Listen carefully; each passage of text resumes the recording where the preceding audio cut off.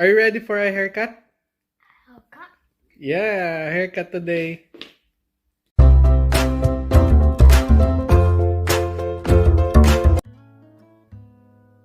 Umpisa ako nang gupitan si Sandy ng kanyang buhok at ito lang yung mga ating mga gagamitin. Kasi up to now, ayaw niya pa rin magpagupit sa barbero dito. And unlike dun sa Pilipinas, meron kasing barbershop na pang bata.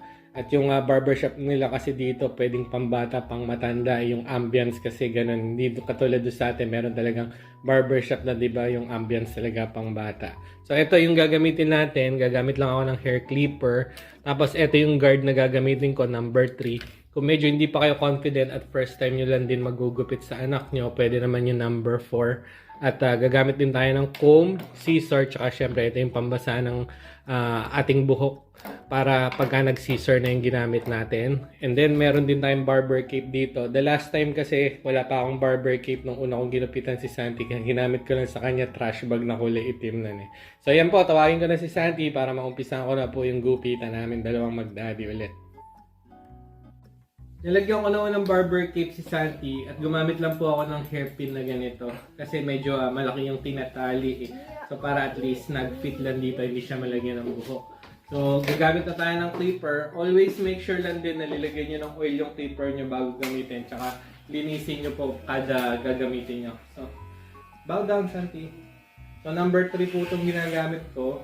Tapos scooping motion lang po na letters yung ganyan. Hanggang makuha niya na yung makapal-kapal na buhok. Siyempre medyo malikot sila pag gugupitan. So guys, di bala ng dahan-dahan. Basta at least pantay-pantay at maayos yung pagkakagupit natin.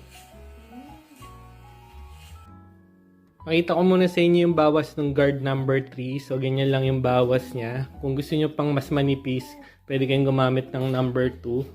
Yan, bali ganyan siya all around. Tsaka pagka naman gumamit kasi kayo ng clipper, hindi naman kayo magkakanda uka-uka pag 3 pa lang yung ginagamit nyo.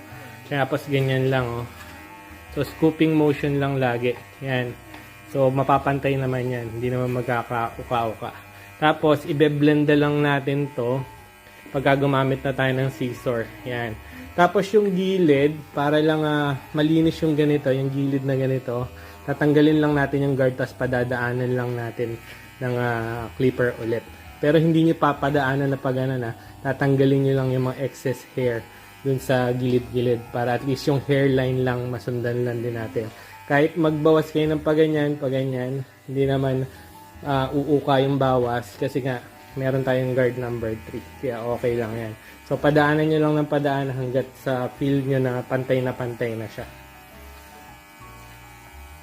Next na natin, scissor and comb. So, ito lang yung magiging guideline natin para matrim natin ng pantay yung dito sa sides.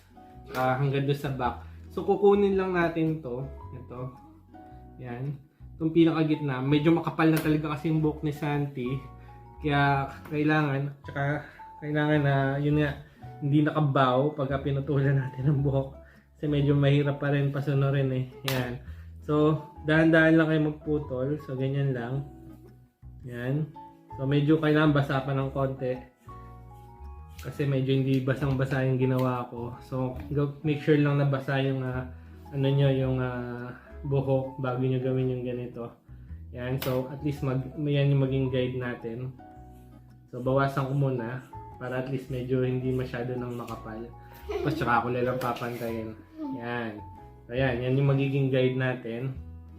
Yan. Tapos, yung dito sa ibabaw.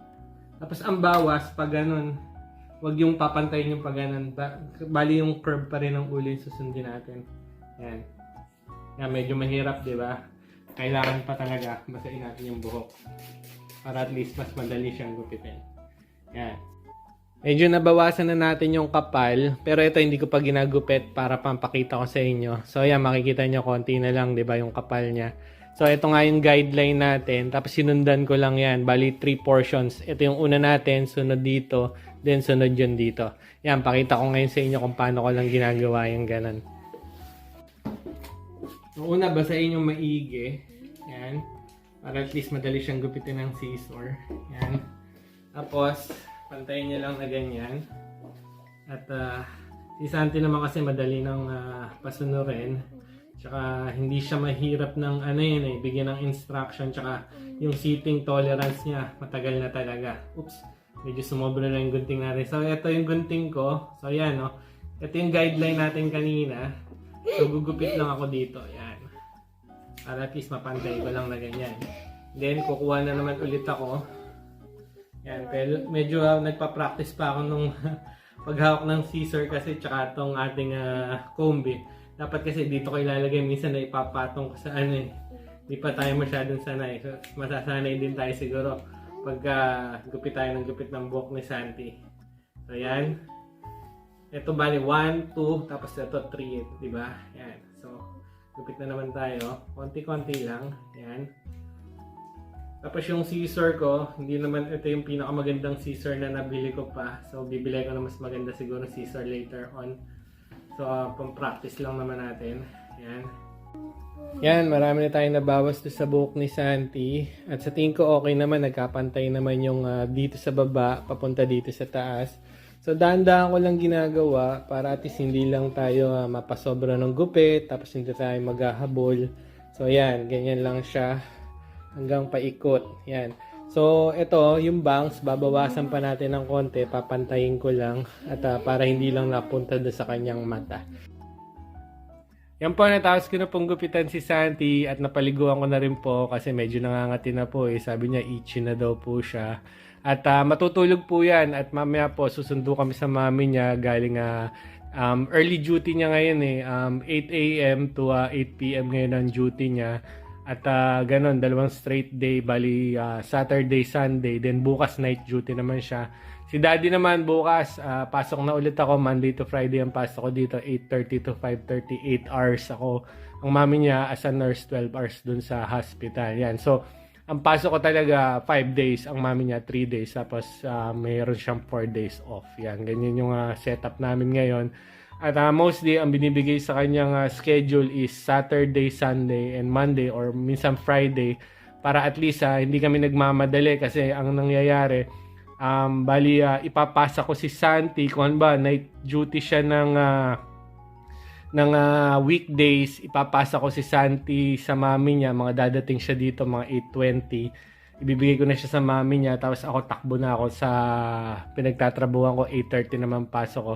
Eh, sobrang lapit lang naman, parang 1 to 2 minutes walk lang naman dito, kaya napaka-favorable lang din sa amin. Kaya yun nga, nakapag-work na rin si Daddy. Yan. Tapos si Santi, sa school niya naman, okay siyang sa pagpasok niya, wala naman siyang problema. At naihalo na rin siya sa classroom ng ibang bata. So, meron lang siyang shadow teacher. So yung school, hindi pa siya special school, pero nag-visit na yung mami ni Santi sa special school at lumabas na rin yung EHCP ni Santi, and maybe later on sabihin ko sa inyo kung malilipat ba siya ng special school o dun muna siya dun sa neurotypical school para dire-diretso lang yung studies niya habang nag-aantay siya na malipat nga siya sa special school. Yan. So, salamat nga po pala sa panonood. Say thank you muna, Santi. Ayan. So, patulugin ko muna po at para at least mamaya fresh na fresh siya pag sundo namin sa mami niya. Salamat nga po pala sa pag-subscribe, sa pag-comment at sa panonood po dito sa vlog channel po ng anak ko na si Santi. At sana po makita nyo po at maka-inspire po sa inyo at makita nyo naman napaka-behave na at yun, malaki-laki na rin yung improvement niya. Tsaka yun nga, bigla kaming lumipat na dito sa United Kingdom at nakakapag-adjust din naman. Kaya po, stay safe po kayo sa Pilipinas at sa buong mundo. Yan, thank you po sa panonood.